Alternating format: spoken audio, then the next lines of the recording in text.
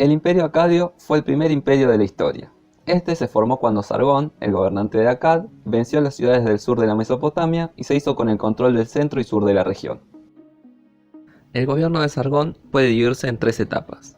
La primera etapa, Sargón presume haber sometido a 50 Ensi y haber ganado 34 batallas. Con estas logró el control del centro y sur de Mesopotamia.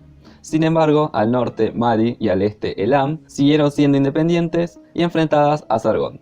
Para saber cómo funcionaba el imperio acadio debemos conocer algunos elementos: la organización, la administración, la población, el comercio, la religión. ¿Cómo se organizaba el imperio? Las ciudades que recibieron mejor trato por parte de Sargón fueron Kish, la cual fue restaurada y se convirtió en el centro del imperio, y Nippur, a quien se le dedican los monumentos celebrativos a cambio del aval del nuevo poder. Al ser el primer imperio, es la primera vez que un gobernante debe enfrentar el problema de someter un territorio enorme y con diversidad lingüística, política, demográfica y geográfica. El accionar militar es un factor determinante para el control del territorio. Para comprender las organizaciones políticas antiguas debemos tener en cuenta los conceptos de núcleo y periferia. La primera es la región principal del estado, donde el gobernante ejerce mayor control. En cambio, la periferia son las regiones cercanas, las cuales son importantes para el gobernante, pero muy alejadas como para ejercer un control fuerte. En el núcleo del imperio, el gobierno de las ciudades se deja en manos de ensi locales que dependen del rey de Akkad, pero conservan cierta autonomía. Posiblemente algunos ensi fueron nombrados por el rey de Akkad y de origen acadio, mientras que otros conservan sus puestos, pero siempre dependiendo del emperador acadio. Los puestos de los ensi siguen siendo hereditarios, pero subordinados al nombramiento oficial. En la periferia la estrategia es diferente.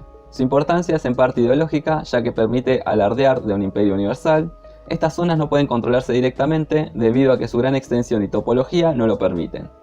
El interés del imperio en esta región es principalmente comercial, por lo que se busca controlar las vías de comunicación.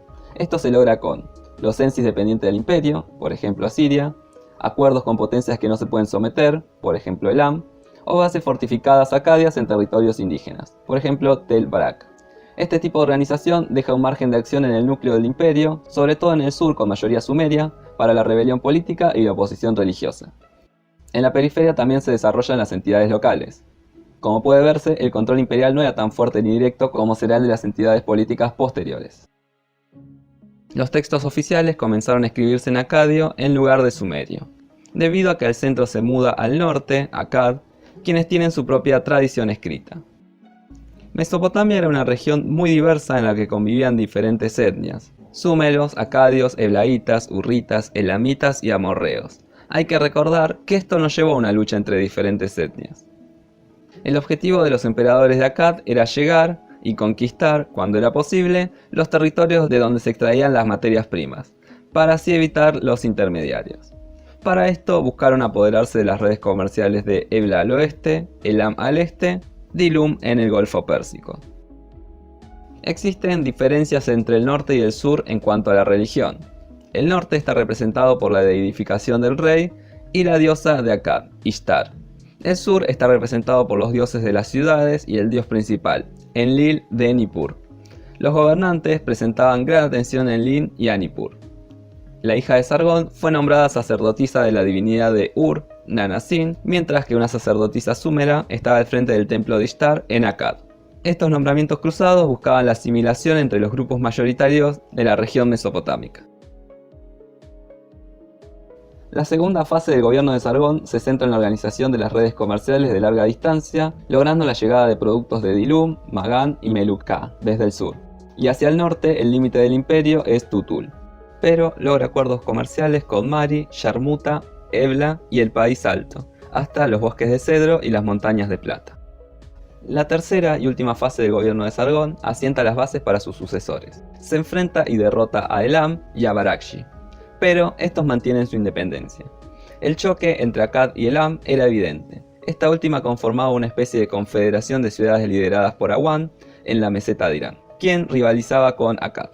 Las dos potencias se enfrentaron por el control de territorios y de las rutas comerciales del Golfo Pérsico. A Sargón lo sucedió tras su muerte su hijo Rimush, quien tiene que hacer frente a las revueltas de las ciudades sumerias, primero organizadas por Ur, Lagash, Uma y Kasalu,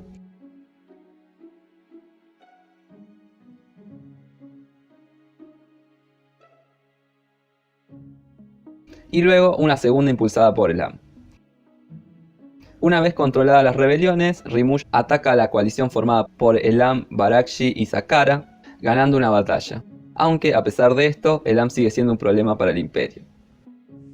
El segundo hijo de Sargón, Manishtusu, fue el sucesor de Rimush. Él encabeza una expedición a Anshan y a Shirakumi, accediendo a las minas de plata y a las montañas de Diorita. Esta expedición revela el interés de los acadios por la meseta de Elam. Con la llegada al poder de Naram-Sin, el imperio acadio alcanza su máxima extensión. Él logra consolidar la situación heredada y posee control sobre la región de Elam, no así sobre las ciudades de la Confederación Elamita, que se mantienen independientes. Y también dirige una expedición marítima contra Magan, de donde regresa triunfante con un botín, pero sin conquistas territoriales. Hacia el norte podemos observar dos fases de conquista.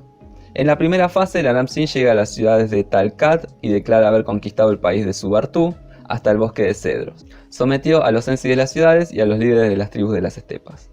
En la segunda fase, Naram-Sin destruye Armanum y Ebla, haciéndose con el control de Amanus, el bosque de cedros y el mar superior. La destrucción de Ebla, un importante centro comercial y de organización del comercio, no permitió que el imperio reutilice su sistema y redes comerciales debido a la destrucción de la ciudad. Estas conquistas no tienen en cuenta que cada región tiene su propio sistema de abastecimiento. Es por eso que cuando destruyen Ebla, también destruyen su red comercial, y al conquistar Susiana, alteran el orden de la Confederación Elamita, dificultando la llegada de las materias primas del este. Luego de Naram-Sin, gobernó Shar-Kali-Sharri. El imperio se redujo, y el emperador tuvo que enfrentarse a los ataques de los elamitas. Atacó a los Hutis en Luristán y a los Martu en Bishri. Luego de Shar-Kali-Sharri hay una crisis dinástica en el imperio. Sin embargo, antes del final de este imperio sabemos que gobernó Shu-Turul, y que hacia el año 2159 a.C. los Hutis invadieron, eliminando todo control del imperio acadio sobre Mesopotamia y sometiendo a la región. La desorganización y agotamiento del sistema de gobierno debilitó al gobierno tras la muerte de Naram-Sin. Esto fue aprovechado por los Hutis, quienes atacaron y conquistaron la Mesopotamia central, marcando de esta manera el final del primer imperio de la historia, el cual logró mantenerse por aproximadamente 200 años. De esta manera finalizó el imperio acadio y las ciudades-estado del sur recuperaron su autonomía.